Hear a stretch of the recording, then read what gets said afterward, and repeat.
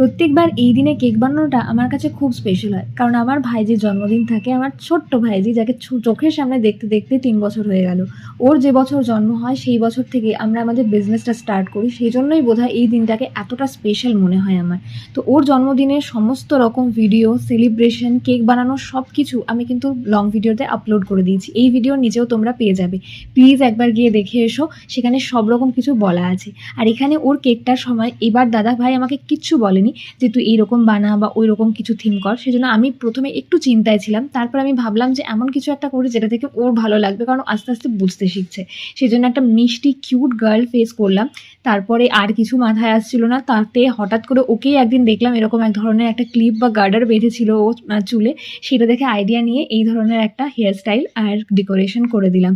তোমরা আমাকে অবশ্যই জানিও গার্ল ফেসটা তোমাদের কিউট লাগছে কিনা, আর একটা কিউট ইমোজি অবশ্যই কমেন্ট করে দিও। চলো বাই।